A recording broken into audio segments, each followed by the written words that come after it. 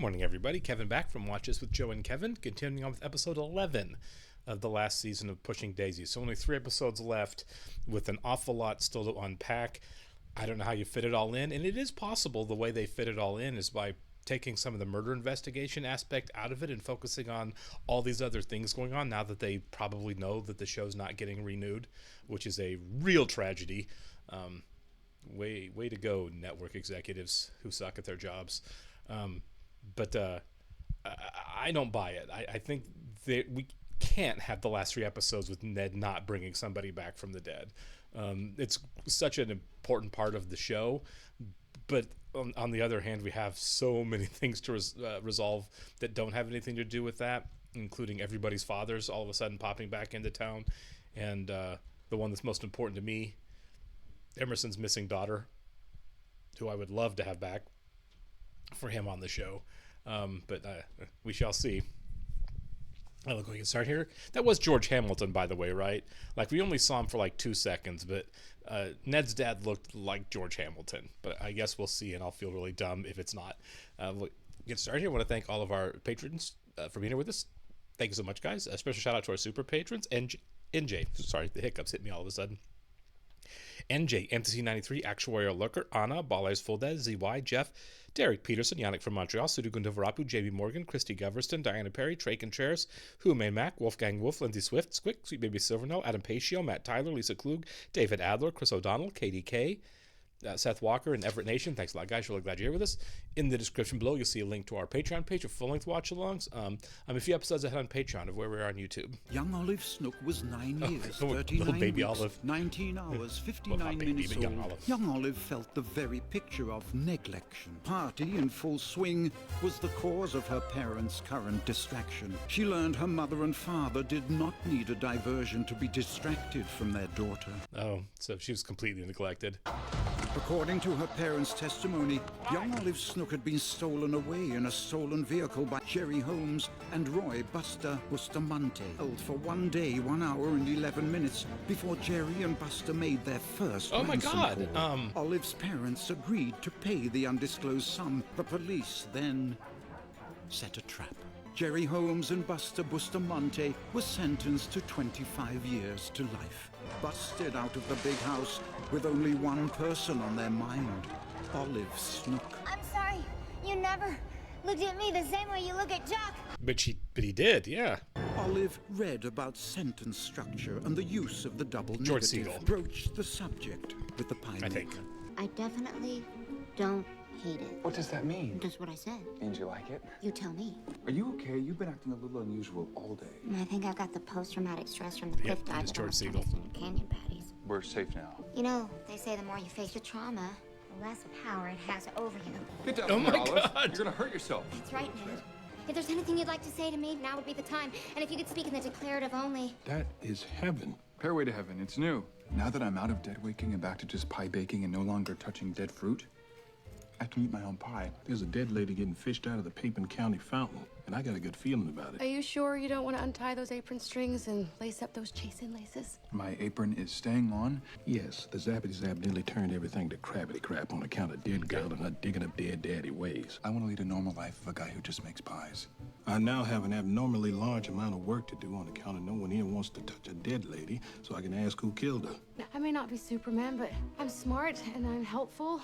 I mean, maybe I could be your sidekick. Since we no longer have Superman and his super finger, let me let you know this is an entirely different ball game. This game is all about the hustle. Okay, so we are still doing crime. We just may not have Ned. Body's Oh been my God. identified off an employee ID from Dicker's department store as Aaron Embry. Cops think this was an accident. Woman still in the holiday spirit, guzzles too many spirits, slips, bonks a noggin, ends up in the fountain. Which froze when the temperatures dipped overnight. Great big waste of my time. Ain't no case here. I'm not done with the hustle. Winner is my new best friend. Where are we going? Dicker's department store. That poor girl, Erin Embry, was murdered. Used to work in Dicker's. Murdered? I thought her death was an accident. No, they dismissed it as an accident. That is just like the fountain where Erin died. That cocktail-swilling mannequin is wearing the exact same dress Erin was wearing. Go find Emerson and tell him that Erin Embry's murder is displayed in Dicker's department store. Who needs a Superman? You're my hero. That's really sweet. Randy Mann, a taxidermist who once paid for friends, came to the pie hole bearing a gift. Miss Olive, I meant no offense by that hoe. The intent was to be jolly, not derogatory. One slice of everything, please. Starting with your favorite of the day. Are those the birds Ned had you stuff? Yeah, a birthday present for his magician brothers. More important to He's a really Randy nice guy. Mann was keeping himself from waiting to see Olive Snook. Jiminy convicts. Those are the guys that kidnapped me when I was a little girl. Snook. Olive Snook had closed early. Oh my God. Randy, Olive, did you hit him? Did she hit you? No, he hit me. I told him not to do it. Sucker punch. You're a sucker punch! Take it easy, tough guy. They weren't exactly kidnappers. Jerry and Buster were petty thieves, but they were not kidnappers. Young Olive Snook Wasn't this had the plot stowed of away in Savannah their Smiles? recently stolen car. Absence makes the heart grow fonder would teach her neglectful parents a lesson. Despite their attempts, she refused to tell them her name. Repeated calls to her parents had gone unanswered. Oh, no. And so as not to disturb Olive's love of cartoons. The 2 days, 12 hours and 19 minutes young Olive Snook spent were the best 2 days, 12 hours and 19 minutes of her young life. That is so sad. It was also the best of theirs. These poor guys. The two men realized young Olive's parents hadn't even known she was gone. Oh my God. Mom and Dad Snook took umbrage and called the authorities. Oh man, her parents sucked. Young Olive vowed to keep in touch. She wrote them every week. Did you guys just get out? Just. Escaped.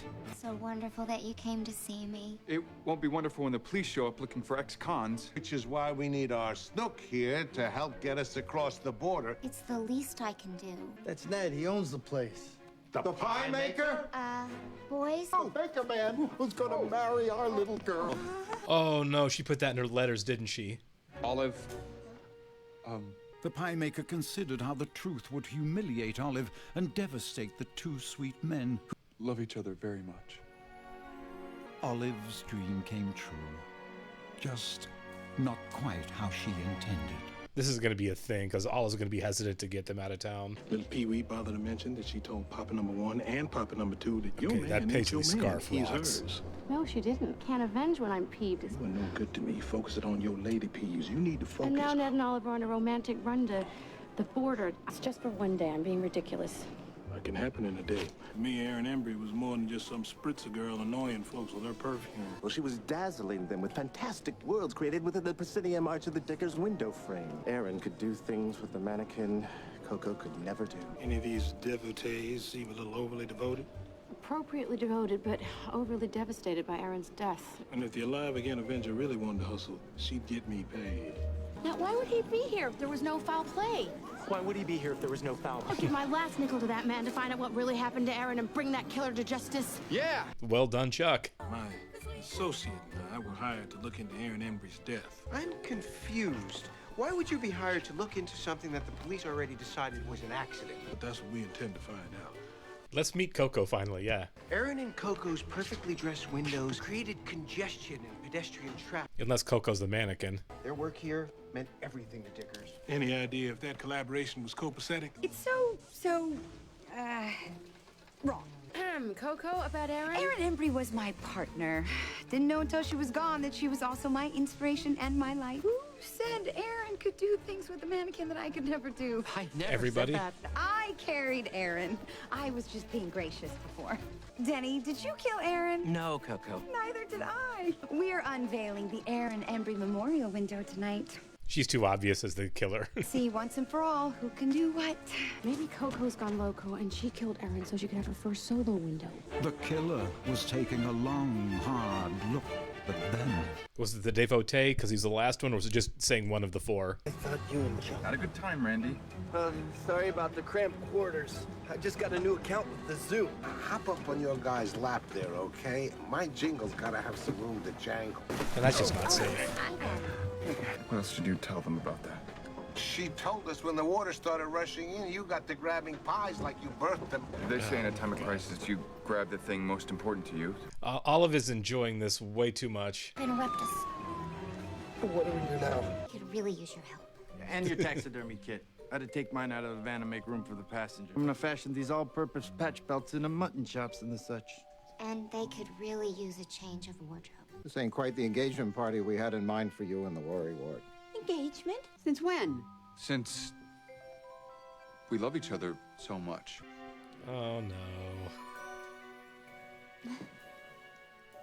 Are we getting a song now? Okay. Okay, with Lionel Richie. It's appropriate because the music video is very stalkery. You're all I've ever wanted. This is lovely. Just asked myself what would Olive want me to do, and this seemed like the answer. Only I'd also want you to mean it when you say you love me. I do mean it. In a friend way. That's being a great friend here for sure. The private investigator and the Alive Again Avenger returned to Dicker's department store in hopes her killer would soon be unveiled as well. Designed by her longtime dressing companion, Coco Juniper. Is Coco gonna be dead too? Without further ado... Oh, never mind.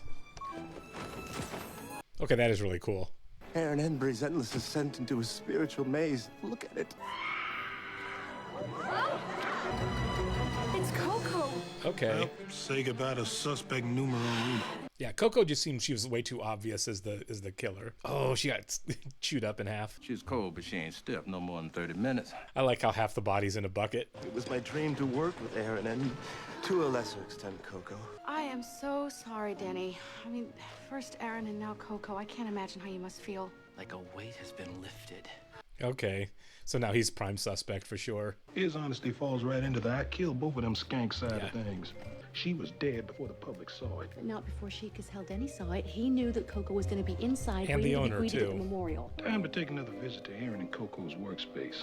I can't believe you saved all of Charles' old clothes. I was going to use the fabric to make a quilt for Charlotte. It's a veil I was to wear when Charles and I got married, the son of a bitch. The news of your engagement has restored in me a faith that true love exists for people who deserve it. You've given me something to believe in. Olive couldn't bring herself to disavow Vivian's restored belief in vows. She simply said, Thanks. This isn't gonna end well. These people didn't do a damn thing for themselves. They didn't have to, not when they had someone else doing everything for them. Does that mean that Danny was actually the creative one behind everything? What happens if Olive holds his hand without gloves or kisses him without using plastic food wrap? The only thing Pie Man is gonna be missing is you. He's always fretting you gonna get up and go, and here you are worried that he got up and went. Danny's book!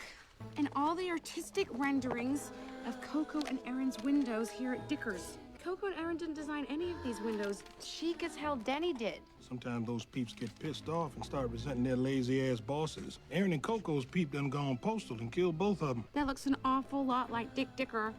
We better find Dick before this pissed-off peep pops him next. Come on. I never thought I'd say this, but we need to back off on the PDA. You have a wedding veil. Why do you have a wedding veil? We're still just playing, right?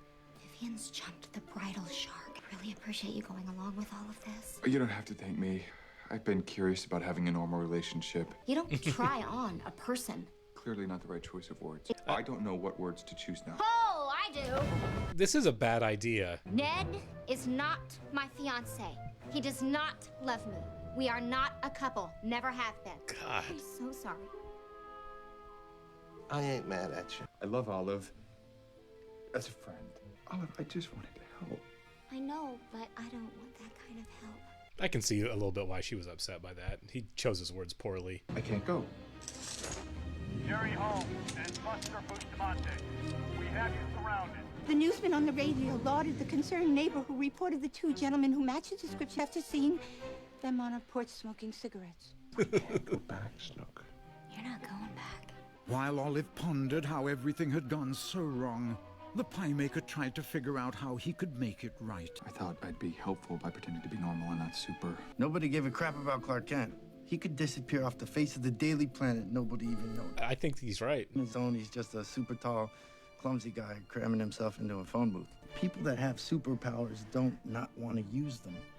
Emerson Codd and his sidekick Chuck found Dick Dicker to forewarn him. What were Aaron and Coco doing? Taking the credit. You got fed up of doing all the work and getting none of the glory. Looks like you're meant to be his window Is he the whacking driver? finale. I need a drink. Would you like a drink? Well, I wouldn't say no to a snort. No, he's the bad guy. I make the most divine pomegranatini that'll ever pass your lips. Yum. What do I do? Get thee to a police station.